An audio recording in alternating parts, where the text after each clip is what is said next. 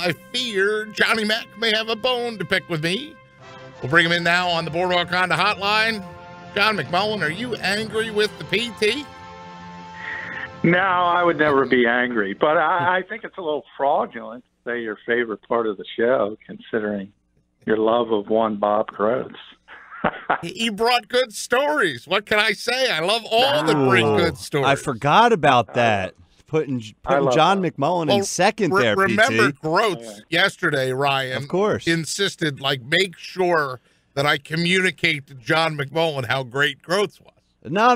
This is going back and forth. No, John, listen. Pete went out of his way to say that. So Bob was just like, make sure you tell John I said hello. And Pete said, I'll make sure to tell him your segment kicked his butt. And Sir, I said, I heard it all, which is, I see Bob every day. So he does it. No, he's a good guy. We actually just go back and forth, obviously. But I know deep down, Pete was just acquiescing the guest. I know. That is correct. I'm highly complimentary of others, and I have a high need. No, I'm highly affirming of others. That's the correct word, John. And I have a high need to be affirmed. So please don't hate me. How many years for you? Now, this is all joking aside, because it's his silver anniversary, 25 years for him at training camp. How far do you go back? Oh, man, I'm not even in the NFL. I'm close.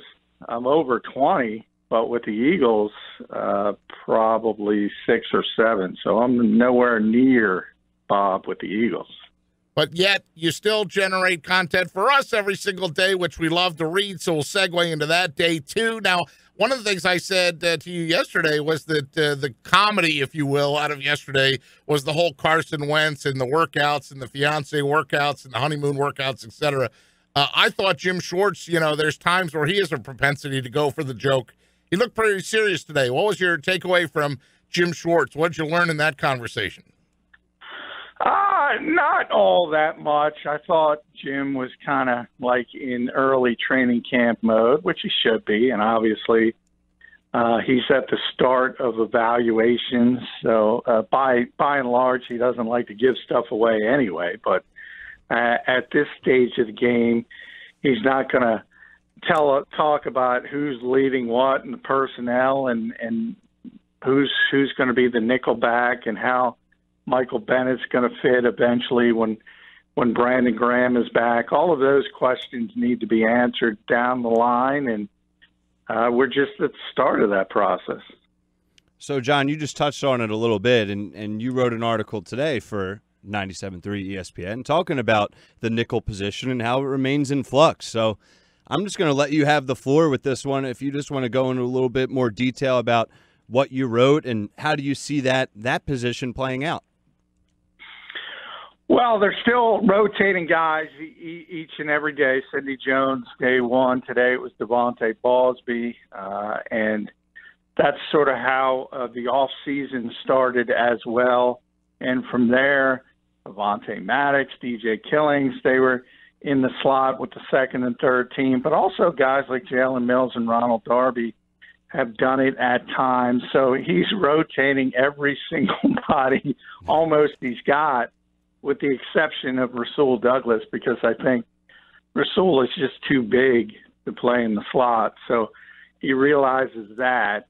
And so I went to some of the players, and specifically Malcolm Jenkins and Nelson Aguilar, because I think they have the best sort of understanding of that position. Malcolm, because he plays it. He's usually the break glass in case of emergency nickelback every year for this team.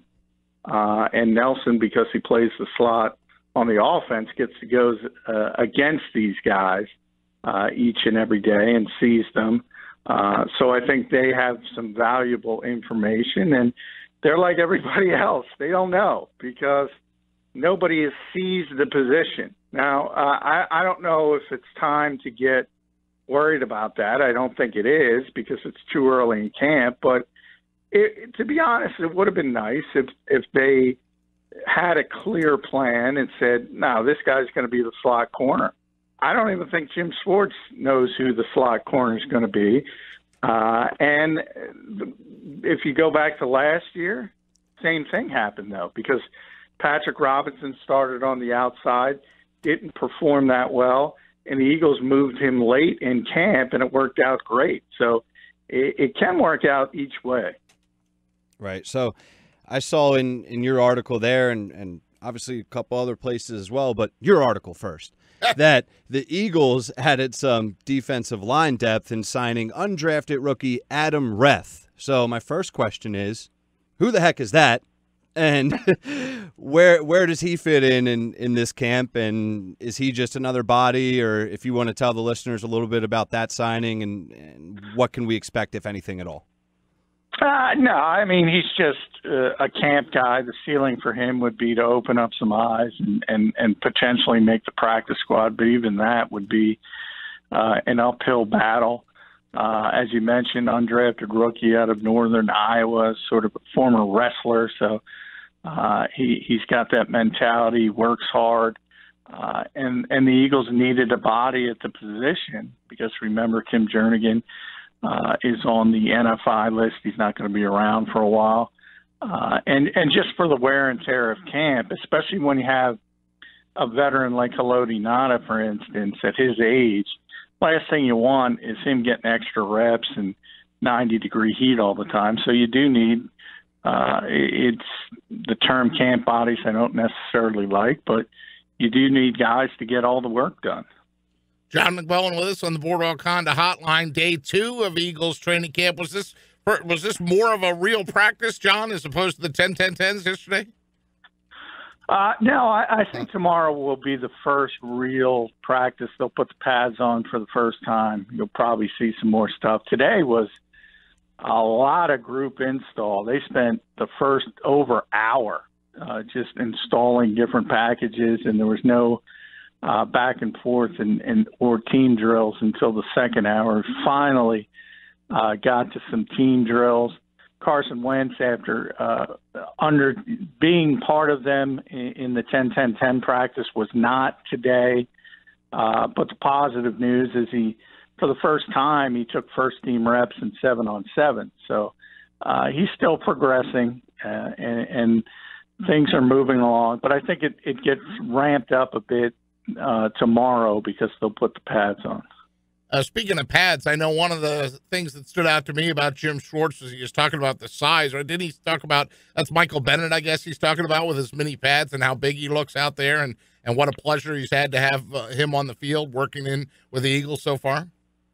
Yeah, I mean, Michael you don't think of him as being a huge player as you would with Nada, a player I just mentioned, who's just like a wall, but he is bigger than you think, and he's a rangy guy, and that's what he's been as a 3-time Pro Bowl player. His ability to play outside and inside, his versatility.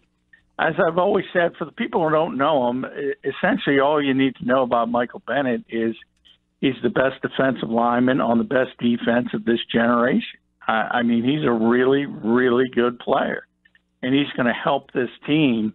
You do have some concerns about age. He similar to Nana, he's over 30, and you're always mindful because people do decline in this league, and it can happen quickly.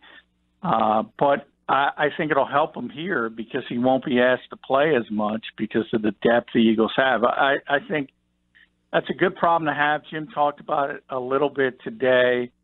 I said, talk to me after week 1. I think his biggest problem is going to be doling out those repetitions, those snaps in a game, because he's got so many good defensive linemen.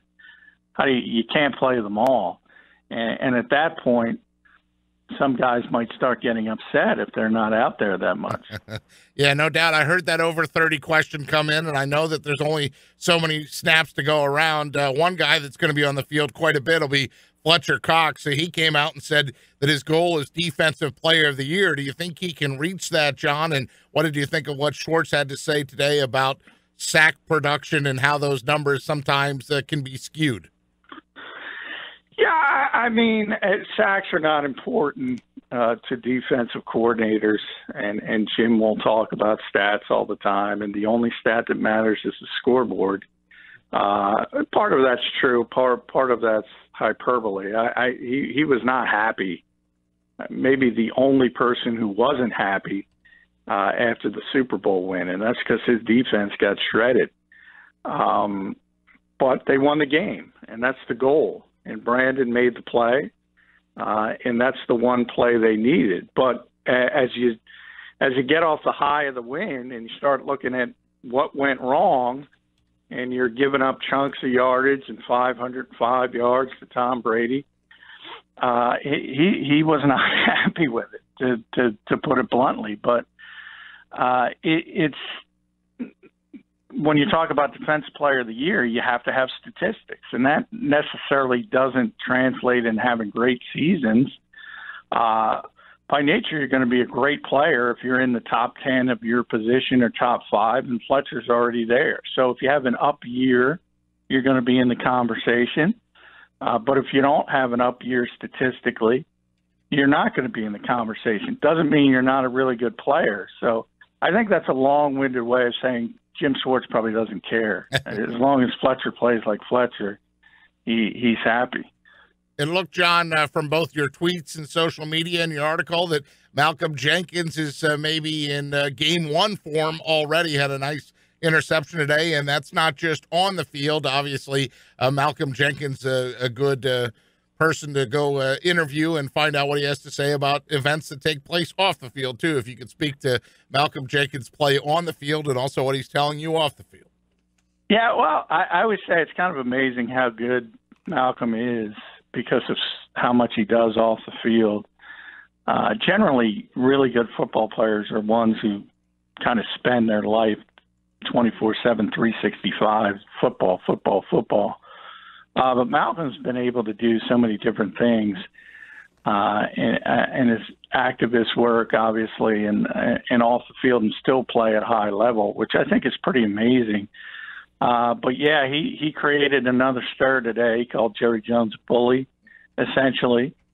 And when he was pressed, and obviously this all relates to the national anthem issue, and Jerry Jones has said that his players in Dallas will have to stand, and they will not have the option of standing in the locker room or doing anything else. And Malcolm called him a bully, said he'd never want to play for the Cowboys.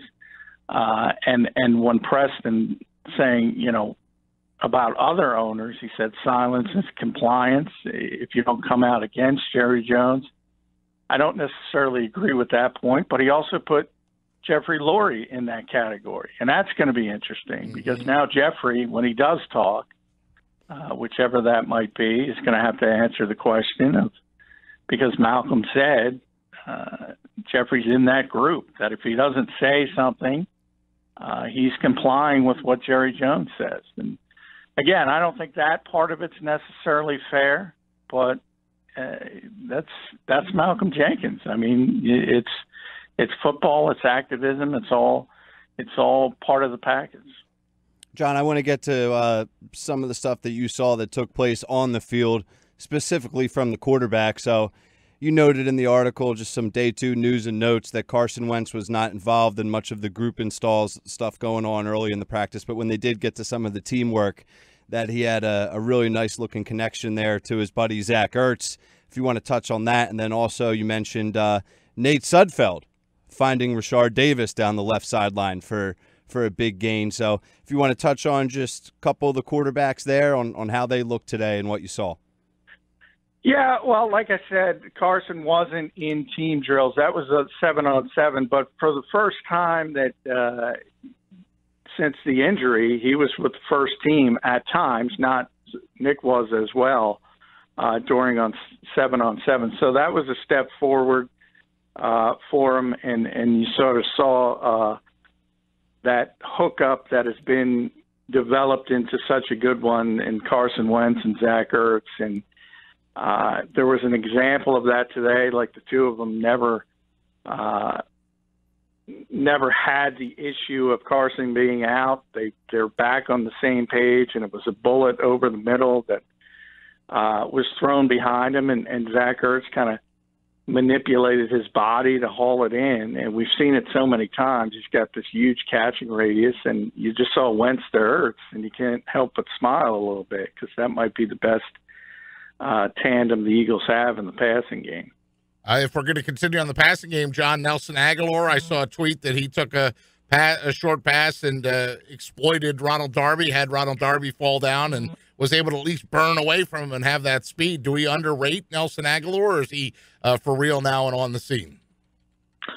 I think he's for real. I think I always say about Nelson, he's tremendously athletic. He's a great route runner. He's always open. I don't think he's ever going to be a guy with great hands. I think that's the one negative. You are going to see the drop on occasions, but when he gets it going, he's difficult to stop. He's got confidence now. He's over that hump where he's down on himself, and he's a proven part of this team. That is a guy you don't even think about anymore if you're the Philadelphia Eagles. You know you have a really, really good slot receiver. I think if you go all the way back to when he was a first-round pick and they hoped he could play outside and do a number of different things, the Eagles are so multiple in their offensive formations. He'll line up outside the numbers at times, but they don't view him that way. They view him as a very good slot receiver, and he's turning into one of the best slot receivers in the NFL. So that's not necessarily a bad thing. With Alshon Jeffrey on the PUP list, Matt Collins getting more reps with the big boys, is that a boost to his confidence in your mind? Sure. I mean, it's always important for a second-year player. Jim Schwartz talked about it today. That's what all coaches think. You make your greatest improvement from year one to year two. Mac's in that category on the offensive side of the football. Anytime a player's injured, not able to go, it gives an opportunity for a rookie to get more reps, or a young player in Mac's case, and he needs to take advantage of that. I'm not sure the Eagles are expecting him to have a widely increased role this year because they do have Jeffrey and they do have Mike Wallace and Nelson, and those are going to be the three main guys. But they're certainly hopeful that he locks down that fourth position, and right now he's got an opportunity to open some eyes. Since you brought up that Jim Schwartz talking about the growth from year one to year two, I believe at the time that came off a question about Rasul Douglas, and we're praising Nelson Aguilar, but Rasul Douglas shut him down on one play, and then he wasn't biting on Nick Foles' pump fakes, I guess, were the reports that I was seeing. Is Rasul Douglas, has the light bulb gone on for him? Yeah, I think he's, as you said, he's another one in that group. I think he's much more comfortable. I think he understands the defense now. So you think about being a rookie and so many things you have to do. I always say fans don't even take into account the real world issues. You got to, in a lot of cases, you're moving to a new city. You got to find a place to live. Just the everyday things you have to do.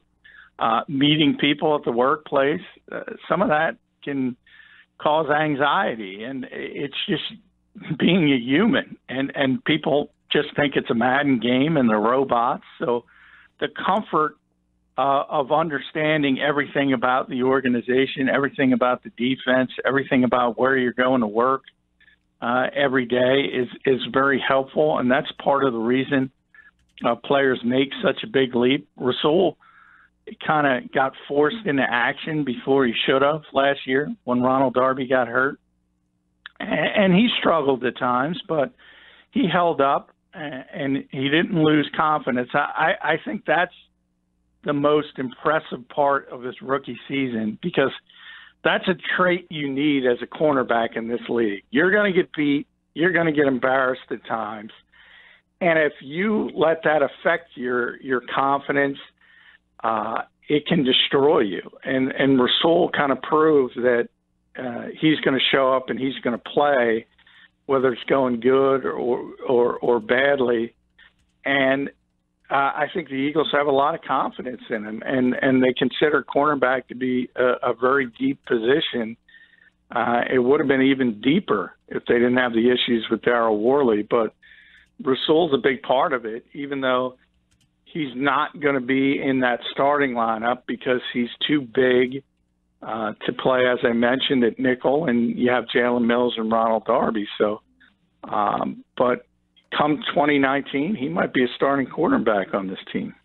John McMullen with us on the Boardwalk Honda Hotline. Our 97.3 ESPN Eagles Insider is day number 2 of training camp is in the books. 2, a big number. We're talking about guys from year 1 to year 2 and their progression. I know, John, one of the questions asked today, like Corey Clement, for example, was the undrafted guy. He was like the success story or the poster example for the undrafted guy who goes on to make a big impact on the team. Schwartz was asked today about the defensive side of things. He wouldn't bite. He kind of gave the coach speak answer, but is there a name out there that you think that is going to be the impact guy on defense that was undrafted? Well, everyone looks at Jeremy Reeves for a couple of reasons. A, the Eagles had a ton of interest in him, and I thought they were going to draft him. They brought him in for a top 30 visit, and ultimately they were able to get him as a priority free agent. They also have a need at safety, at least until Corey Graham gets back here, which I still think is going to happen, but probably 2 weeks down the line. But if they're looking for that third safety behind Malcolm Jenkins and Rodney McLeod, Trey Sullivan, who was a rookie last year, undrafted rookie, sort of the leader in the clubhouse right now. He's getting the reps, but Jeremy Reeves had an interception his first practice, was a playmaker at the college level, a lower level, but still defensive player of the year. He was a good college player. The Eagles wanted him, so and there's opportunity because of the position and the lack of depth. So he's the one you look at first, and then they gave more money to Bruce Hector as an undrafted free agent than anybody else. So that tells you something as well. He's the defensive tackle. And remember, Tim Jernigan's out, as we said, and they need bodies. They just brought in one today, as we mentioned earlier. So there's going to be an opportunity maybe early to need somebody to make the roster. And if Bruce Hector can start standing out and showing some people he's worthy of that big undrafted free agent stipend. He got $60,000. He could be that guy, but most likely because of the position and the lack of depth, Jeremy Reeves has the biggest opportunity. John McMullen, our resident wordsmith. That's why I love reading your work, because I learned some new vocabulary words and I see great headlines. And when I heard Jim Schwartz today talk about Nigel Bradham and Jordan Hicks and try to go fire and ice, and then he said Batman and Robin, said I don't know what a good simile is good there. I thought John McMullen will come up with something. Did you come up with a words to describe that pairing of Bradham and Hicks? Well, I think the cerebral aspect of Jordan, and that's the interesting thing. Thunder and lightning would be the obvious one, but everybody uses that. But Nigel's thought of as this intimidator and this guy who brings energy to the defense. And Jim kind of said that. But talking to Jordan yesterday and Nate Gary before, who's another one of the second-year players, they rave about Nigel's sort of cerebral aspect of the position and his ability to understand. And Gary specifically has given him – he was a safety at Nebraska, so he's making a tough transition to linebacker, and he gives Nigel Bradham all the credit in the world for helping him teach him how to be an NFL linebacker. So he's more than just the crazy intimidator guy, and he took over the communication role for the Eagles once Jordan Hicks went down, and obviously did it tremendously well. So they're both smart. So I don't know. I got to think about that one. I got to come up because it's not just opposites. They're kind of the same in some ways, in the fact that they both can handle lining up the defense and calling the plays and making sure everybody's in the right spot equally. Just one storyline that John McMullen will be tracking. Read his work on 97.3 ESPN.com. And, of course, covers the league nationally for Get More Sports. Follow him on Twitter. If you're not doing that, you have to follow Johnny Mac on Twitter at JF McMullen. He's been our guest here on the Boardwalk Honda Hotline. Another 9:15 practice tomorrow, John. I'm looking forward to some great words of wisdom from Mike Groh, and then Doug talks on Sunday, right? So the work is never done for you, my friend. No, it's not. August 14th, my friend. That'll be a good day. Johnny Mac with us here on the Boardwalk Honda Hotline. Thanks, John. We really appreciate it. We'll talk to you again soon. All right. Thank you, guys.